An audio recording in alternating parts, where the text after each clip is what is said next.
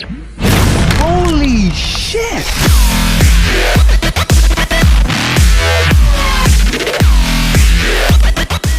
What is going on, ladies and gentlemen? My name is Espresso, and welcome to today's video. Now today, we're going to be doing another gun breakdown. Today, we have a brand new weapon for you guys, and that is the Ripper. Now, before we get too far into this video, I just want to say, as usual, if you're on Carnage, come check out my channel down in the description below. If you're on my channel, go check out Carnage. That link will be down in the description below as well. So, getting right into the weapon itself, some quick little notes on the gun. It was part of the Devastation DLC pack, which hasn't yet come out, but it was released to the Xbox Season Pass holders early this past week, March 6th. So it's a very unique weapon and what we've seen so far in Call of Duty. And what I mean by that is the fact that it's not an AR, it's not an SMG, but rather it's a both. It's a true hybrid weapon that you can switch on the fly, and that feature alone gives it so much more dynamic to the gun itself. It's fairly easy to control and it has good mobility, so it can be very dependable. Now let's move on to the stats. I don't have the PC code for this, so I can't give you the exact numbers.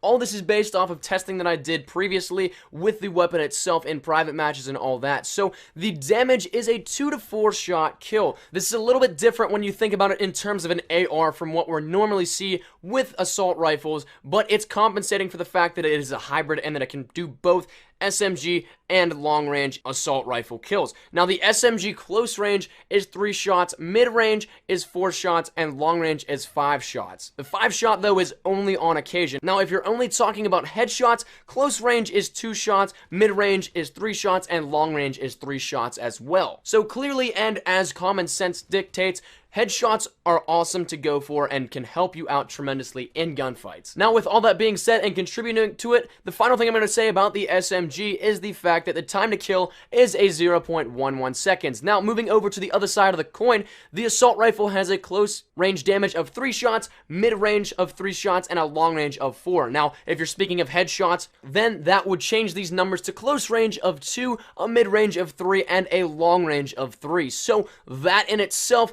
does some damage and can rip your opponents apart. Now, keeping symmetrical with the SMG, the time to kill is a 0.15 seconds. Now, moving on to the multipliers, the head is a 1.5 times multiplier, the chest is a 1.1 times multiplier, and the body is a standard 1.0 times multiplier. Now, the range, though I haven't pulled the game code like I said earlier, the two guns seem very similar to the Bison and the SA-805. The SMG, the 2-shot kill range is right around the 10-meter area, and the 4-shot kill range is a 17-meter area. Now, the AR, it moves over to the 3 shots at 25 and a 4-shot kill at 40 meters. Now, the standard mag size is 32 shots. You can find yourself needing to reload a bit with the higher fire rate that this gun offers. So, 32 shots may not end up being enough for you. The rate of fire for this as an SMG is 900 RPM. That is the third highest of the SMGs, only behind the CBJ, MS, and the Bison. So, use that to your advantage how you will. I didn't quite yet figure out the exact number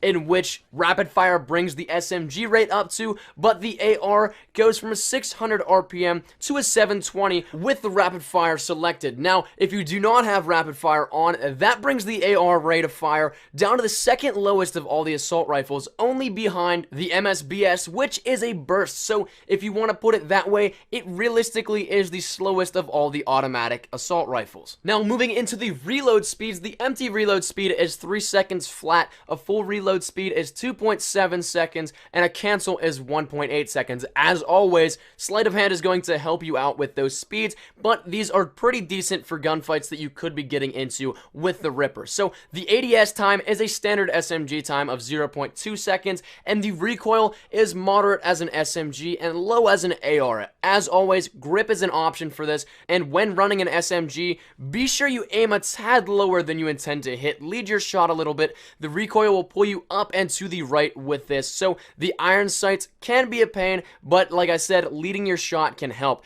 The assault rifle side of it, it's not that noticeable. It is quite low with the AR selected, and it is a relatively stable and easy to control recoil when you do. Grip isn't even that necessary when you have the assault rifle selected. So that about does it for the stats of this weapon. Now, as always, we're going to close out with the things to run and my personal preference on the weapon. So the things to run, I would say muzzle brake and or grip. Those things are kind of interchangeable. You can determine which one you need on your class based on your preference. Rapid fire, though the gameplay doesn't show it off at all, I played around with it after getting the gameplay for this gun, and it is absolutely amazing. Yes, you burn through ammo pretty quickly with it, but it helps tremendously, especially in close quarters gunfights. Now, another thing I would run is definitely scavenger.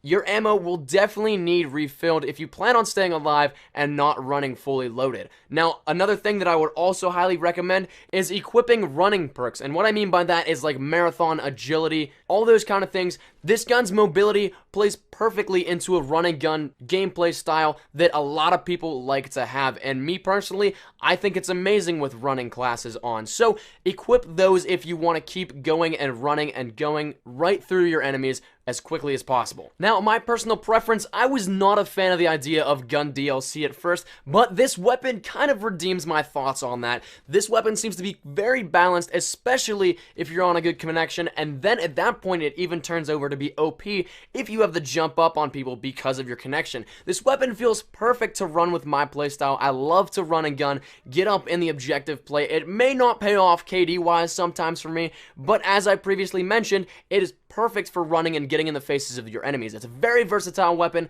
and I would highly recommend it. So that's all there is. My name has been Espresso. That's been my time, ladies and gentlemen. Thank you guys so much for watching. If you did like the video, please leave a like rating down below. Any shares to your Facebook, Twitter, and or MySpace if you're OG like that are always greatly appreciated. If you're new here, be sure to subscribe for the best of Call of Duty content. I have a ton of stuff still coming to you guys. Like I said earlier in the video, if you're on Carnage, please come check out my channel down in the description below. It always helps out and is much appreciated. If you're on my channel, go check out Carnage down in the description below as well for my video description. Anyways, that's been my time, ladies and gentlemen. Thank you guys once again so much for watching. My name has been Espresso. As always, I hope you guys have a great day. I shall see you guys later. Take care, and peace.